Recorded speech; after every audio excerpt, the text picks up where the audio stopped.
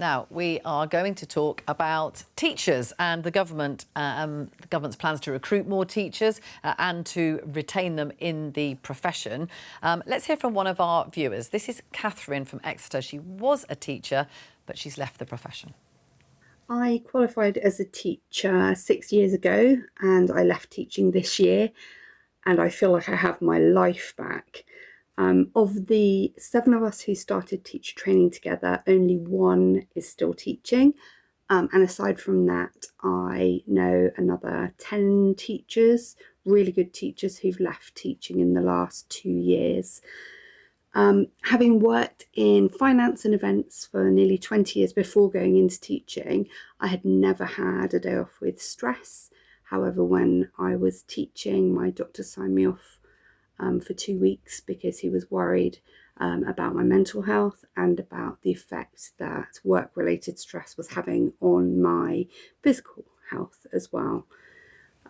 Right, that was Catherine's story. We're joined now by Daniel Kebede, who's the General Secretary of the National Education Union. You come straight from giving evidence to the Education Select Committee over in the House of Commons. Thanks for being with us.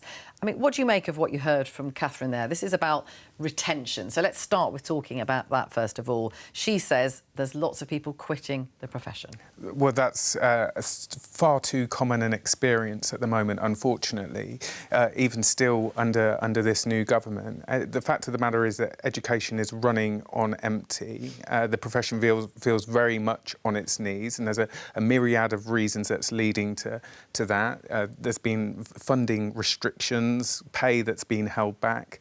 Workloads are incredibly intense, and it's meaning that, you know, we're losing a third of the profession within 5 years. And are these people who not retiring? You're talking about people who are leaving before retirement age. Before retirement. So we lose a quarter of teachers in the first 3 years, a third within the first 5, and we've got a real crisis actually in losing head teachers as well. We've got more head teachers leaving the profession than ever before. It's happening at record levels, quadruple the rate of 2010. So there is a real crisis around recruitment and retention still, and this government really does need to take urgent action. What do you think would be one thing that the government could maybe do to try and improve the situation? Well, there's a myriad of reasons that are leading to this crisis. There's an issue with recruitment, although there's been some improvements. It is kind of like trying to fill a bucket with a hole in, though, when you're losing so many teachers. What we do need to see is a correction in teacher pay, which is down a fifth on 2010 levels. We need to see teaching become a profession that is compatible with family life again, because the level of workload and intensity of that workload is very difficult. But also, actually, I think government should recognise that teaching's a gendered profession. 75% of the teaching profession is female. A catalogue of policies around menopause, endometriosis, maternity would make a material difference. You've got to bear in mind the civil servants at the Department for Education, they get 28 weeks full paid maternity leave. A teacher will only get 4. OK. I'll come back to you in a second. Just stay with us. James, what can the government do here? Clearly, the government aren't doing enough, according to Daniel. No, and I think Daniel's made a very thoughtful assessment of the situation. I'm very sympathetic. I was on the Education Select Committee before now, and I've worked with the NEU in my constituency, particularly on the SEN, which was actually one of the other issues that you... Special educational needs. Sorry, yes, yeah. that you didn't mention. But to continue with Daniel's illustration of the bucket, if you like, the bucket that we're now holding that was handed to us, the inheritance of the Conservative government, those holes will take some time to plug. But as he rightly says, actually, the retention is so important because the rate at which teachers were leaving or are leaving the profession, you can't possibly begin to add new numbers of teachers if you are losing at a too fast rate. So improving terms is important. Improving the conditions of the buildings, the schools themselves are important. We've seen additional funding for that. A curriculum review, which is ongoing, is really important. How we value the profession, I would second that. How we evaluate, so what Ofsted are expected to do. Again, there is a new Ofsted framework. So it will take time. The bucket remains too leaky for anyone's assessment, approval, but the work is underway and some of those holes are being plugged. So, OK, what do you say to that? Because if you listen to Catherine's story, she obviously left the profession and she's been in it for several years under the last Conservative government. So partly it is the legacy you've left. So look, there's two parts to this. There's a story around standards and outcomes where we've seen some of the best standards in mainstream education, especially around maths and reading, top in the Western world. But look, I recognise the intensity that teachers go through. I came in 2019. I saw firsthand what my local teachers were doing right through the pandemic. I recognise there's a very intense situation here. But I have to say, the government's rhetoric is very different to the actions that they're taking. So we talk about teachers' pay, for example. Just last night or overnight, we've seen the Treasury say that any pay rises in the future are going to have to come out of existing budgets. Well, yeah, then they're actually, we've just got a headline here from the Telegraph, which is talking about the Treasury warning public sector over smaller pay rises. Nurses, doctors, teachers and civil servants are told to expect subdued salary growth next year. So how are you going to pay for teacher pay rises when you've got 40 billion in promised cuts? We'd return to austerity if it was a Conservative government. Let me answer that, James, because I was just about to make the point. So that what they're saying is existing budgets with no answers where that money's coming from. The issue of special educational needs came up, and I think the government's all over the place on this. Just last week, they were lauding £3 billion of extra money. It wasn't extra money. It was the cancellation of free schools and special schools. And I was speaking to a teacher just last week that was saying, actually, I'm spending a lot of time dealing with SEND, which I recognise as Shadow Education Minister. And so I think we need a cross-party solution on this, and we need to all work together. What you can't do is this haphazard thing. But look, to answer James's question, on spending, the government is making bad decision after bad decision. If you run out of money because you've given 28.9% to the doctors and all the other things to the train drivers and everything else, 35 billion to Chagos, you've got no money left for the priorities, and not everything can be a priority, right? And if you try and make everything a priority, nothing's a priority, and that's the approach of the education sector at the moment. Ada? Yeah, I certainly agree that it does need to be a cross-party targeting of this, because I agree that pay is one issue that should be targeted, but I think the economic reality now and perhaps in the next couple of years may not support the high rises. So I do understand why it might rise a little bit slower. In terms of outside of pay, I think there are other issues that need to be looked at, such as the high workload that teachers constantly talk about, the behavioural issues that they constantly have to deal with in the classrooms. There needs to be more support in that, and with parents as well and families. And I think that will alleviate, or that will increase the likelihood that teachers will not only stay in the profession, but as we heard, they're not even recommending it to family and friends anymore. It's not seen as a profession that gives life to people. It's seen as one that takes life away. Daniel, in terms of pay, that warning from the Treasury to the pay review bodies, I think, which is like basically they're saying the government hasn't got the money for very big pay increases. What do you say in response to that? Well, the government have already submitted evidence to the pay review body that says any pay award made for teachers this year will have to come out of existing school budgets. So that means that schools will have to make cuts to afford any pay award for teachers. And what are you expecting? That is quite simply an untenable position for our profession. So teachers have experienced many years of partially funded or unfunded pay awards, which have led to cuts elsewhere in the school provision, be that support staff, resource. So you essentially lose jobs or resources or both. Daniel, I've been a governor of a secondary school, and it was commonplace year after year for budgets to include provision for a contribution or a cover for above inflation or at inflation pay rises. So schools that are being run and led efficiently will tell you that they, on an annual basis, make provision for an increased pay settlement for their staff. So it's not entirely reasonable to say that within this year that will continue. But we've also heard that the public sector pay rises are finally actually rising above the cost of living. It's still a huge amount. There's still a huge amount to do with the cost of living, as we'll come on to, I'm sure.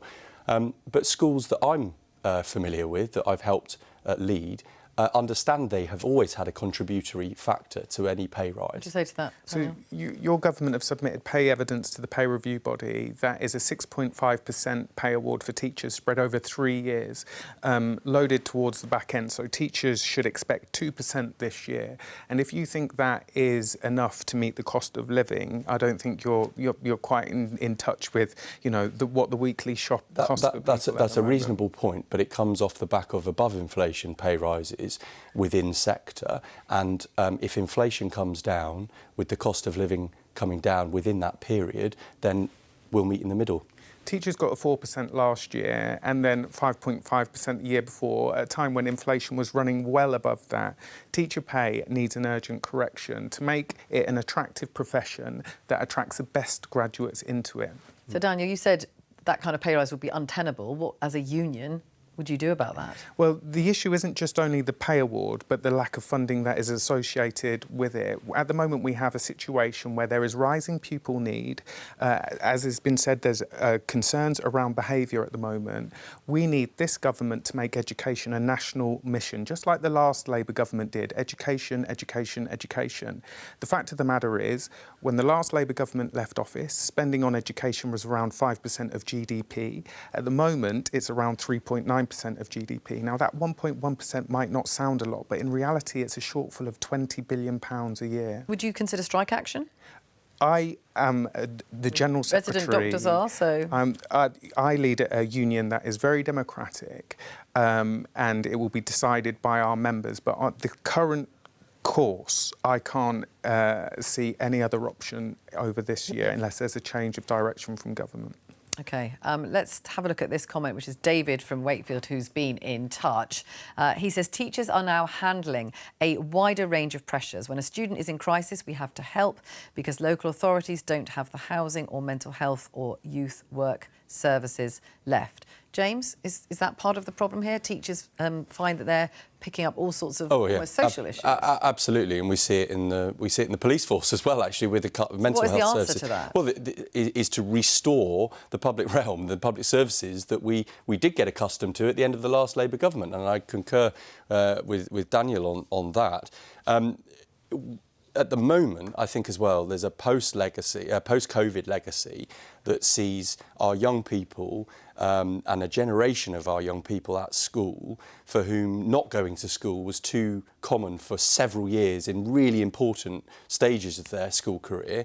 The socialisation impact of that is having an impact in terms of their interaction with each other. It's why actually breakfast clubs are such a good, the club bit of the breakfast club is such a good idea as well as the breakfast bit. But actually it's not just a behaviour at the pupils' behaviour, it's how what we expect of our children. I struggle, I've got a teenage son who frequently thinks going to school is an option. And that's because we told him it was an option for a time. And so there's a real issue there. It deserves a deeper dive, but too frequently we seem to think the answer to the society's problems is to leave it at the teacher's door.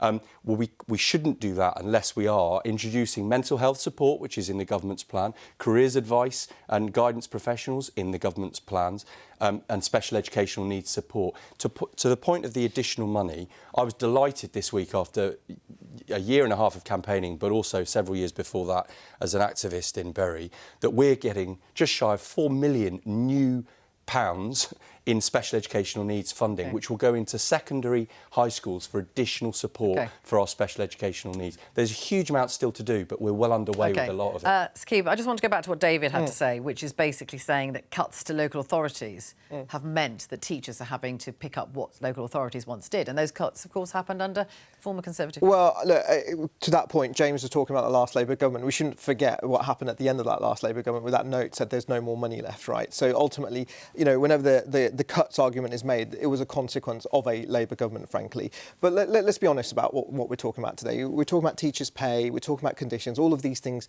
require money. The last two budgets have proven that this Labour government has run out of money. They've got no choices left. And, you know, it's largely been because the bond yields have gone high, you know, she's having to pay debt, Rachel Reeves is, and now we're finding actually there's a £6 billion funding gap on SEND. The independent OBR have said that. And Bridget Phillipson's talking about existing departmental budgets, where that money is going to come from. There's no clarity around that. James, you know, he got this £3 million. Well, we lost in Solihull. We lost a special school that was promised, and you know the majority of special schools and free schools were cancelled last week, and the teaching profession is up in arms. And so, if you want to take pressure off teachers, you don't do it by cancelling schools and loading them with even more burden. Really, I think there has to be a very honest conversation about the fact that we cannot balance the budgets on the backs of our children and our teachers, and I think that's what's happening at the moment. Ada, do you think people are prepared for that kind of honest conversation? Do you think teachers are for having been expected to do too much? Yes, I think they're doing a lot more than just teaching. And I think that would have been okay if they had support from the government, from parents, and anything outside of the teachers' network. And I do have to say that there are 2 points here. The first point is, yes, making the teaching profession as attractive as possible. But the second point is also how we are looking after the teachers who are dealing with these complex issues, whether that's further education, whether that's behavioural issues in school. How are we looking after their mental health? How are we utilising technology and AI to perhaps take a little bit of that workload, from them? I was listening to a head teacher from North London who said that she would stay after school and, constantly call parents to tell them how their son or daughter was during that day, but she still had to do the marking, the admin after that. So how can we remove some of that administration work so that they can invest in their children who are the future of the labour market and so on? Let's talk about recruitment of teachers. At the last election, you can see here, it was one of Labour's promises. This was the pledge about first steps, and it says there, recruit 6,500 new teachers. Daniel, how's that going? So it's not making the advance that we would want to see currently. So we do have 2,500 more special and secondary teachers.